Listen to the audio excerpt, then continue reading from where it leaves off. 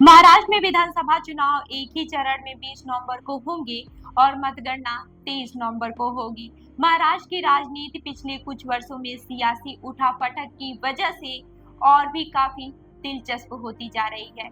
इस साल हुए लोकसभा चुनाव को एक तरह से राज्य में हुए सियासी गठबंधनों का लिटमस टेस्ट माना जा रहा था। महाविकास आघाड़ी का प्रदर्शन लोकसभा चुनाव में अच्छा रहा।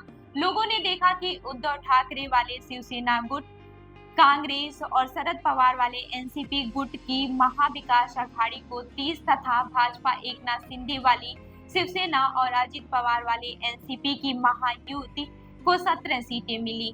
यानी जनता ने अपना झुकाव महाविकास आघाड़ी की ओर दिखाया। हालांकि हाल ही में हरियाणा में कांग्रेस की हार और बीजेपी की लगातार तीसरी बार सरकार बनने के बाद इस गठबंधन को थोड़ा झटका तो जरूर लगा है। हरियाणा के परिणाम को महाराष्ट्र में सत्तारूढ़ महायुति या नेशनल डेमोक्रेटिक अलायंस यानी कि एनडीए के लिए ऊर्जा बढ़ाने वाला बताया जा रहा है। महाराष्ट्र में सीधा मुकाबला महायुति और महाविकास आघाड़ी के बीच है। विचारधारा के हिसाब से देखें तो यह गठबंधन महाराष्ट्र के हालिया राजनीतिक इतिहास का सबसे अप्रत्याशित गठबंधन जान पड़ता है। आपको बता दें कि दोनों ही गठबंधन की पार्टियों के बीच अभी सीटों का बंटवारा नहीं हुआ है। इसके लिए आपसी रस्साकसी भी जारी है। हरियाणा में चुनाव परिणाम के बाद उप मुख्यमंत्री देवेंद्र फडणवीस की तत्काल प्रतिक्रिया आई थी। उन्होंने कहा था कि यह जीत फर्जी बयानबाजियों के ऊपर मिली जीत है। उन्होंने कहा वो यानी कि कांग्रेस फर्जी बयानबाजियों में लिप्त थे, लेकिन हरियाणा में ये रणनीति विफल साबित हुई और ये रणनीति महाराष्ट्र में भी विफल रहेगी। ऐसा कहा जा रहा है कि हरियाणा चुनाव में हार से कांग्रेस को झटका लगा है और इसका असर महाराष्ट्र चुनाव में सीट शेयरिंग पर भी देखने को मिल सकता है। लेकिन महाराष्ट्र में कांग्रेस के प्रदेश अध्यक्ष नाना पटोले इससे इनकार करते हैं कि हरियाणा के चुनाव का किसी भी तरह से असर महाराष्ट्र की राजनीति पर होगा। उन्होंने कहा, लोग भ्रष्ट बीजेपी शिवसेना एनसीपी सरकार से परेशान हो चुके हैं। ये सरकार पूरी तरह से भ्रष्ट है। जाति और धर्म के आधार पर लोगों को बांटने की राजनीति इस चुनाव में काम नहीं करेगी। महाराष्ट्र के लोग तब तक चैन से नहीं बैठेंगे जब तक कि इस सरकार को सत्ता से बाहर न कर दें।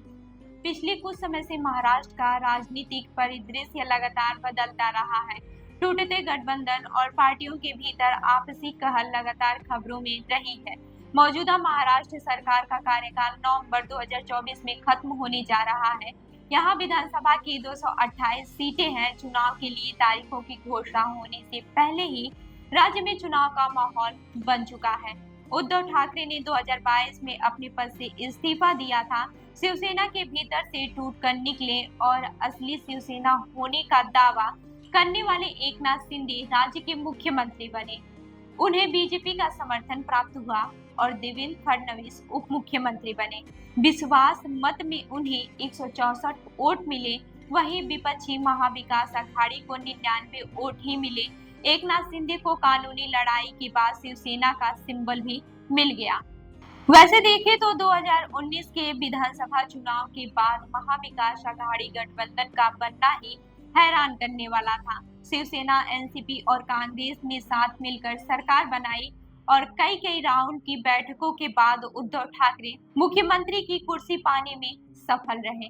अब 2019 का विधानसभा चुनाव और राजनीतिक टूट-फूट के बारे में भी जान लेते हैं। दरअसल 2019 के विधानसभा चुनाव में 61.4% वोटिंग हुई थी। बीजेपी और शिवसेना की अगुवाई वाले गठबंधन एनडीए को बहुमत मिला, लेकिन शक्ति समीकरण और खास तौर पर मुख्यमंत्री की कुर्सी पर मामला अटक गया। चुनाव के बाद यह गठबंधन टूट गया और राज्य में राष्ट्रपति का शासन लगा दिया गया। ये संकट यही नहीं खत्म हुआ। एनसीपी के अजित पवार देवेंद्र फडणवीस के साथ आ गए। आनन फानन में देवेंद्र फडणवीस ने सीएम और अजित पवार ने डिप्टी सीएम की शपथ, लेकिन फ्लोर टेस्ट में वो बहुमत साबित नहीं कर पाए और राजनीतिक संकट एक बार और गहरा गया। इस घटना ने शिवसेना, एनसीपी और कांग्रेस के लिए सत्ता के दरवाजे खोल दिए। महाविकास आघाड़ी गठबंधन बना। वहीं 228 सीटों वाली महाराष्ट्र विधानसभा में बहुमत के लिए 145 सीटों की जरूरत होती है। 2019 के विधानसभा चुनाव में बीजेपी को 105, शिवसेना को 56, एनसीपी को 54 सीटें और कांग्रेस को 44 सीटें मिली थी। एआईएमआईएम, समाजवादी पार्टी और महाराष्ट्र नवनिर्माण सेना जैसी कई पार्टियां भी इस चुनाव में सीट हासिल करने में सफल रही थी। सरकार बनने के बाद भी महाराष्ट्र की राजनीति स्थिर नहीं रह सकी। एकनाथ शिंदे शिवसेना के एक गुट के साथ अलग हो गए, वहीं अजित पवार भी एनसीपी के एक गुट को अपने साथ ले आए। इन दोनों ने बीजेपी के साथ हाथ मिलाया और महायुति गठबंधन बना। अब एनसीपी का शरद पवार वाला गुट, उद्धव ठाकरे वाला शिवसेना गुट और कांग्रेस विपक्ष की भूमिका में है।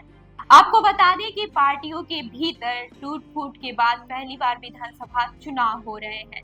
ये सभी पार्टियां खुद को जनता का पसंदीदा साबित करने के लिए कुछ भी पीछे छोड़ना नहीं चाहेंगी, क्योंकि इसी चुनाव से उनका राजनीतिक भविष्य जुड़ा हुआ है।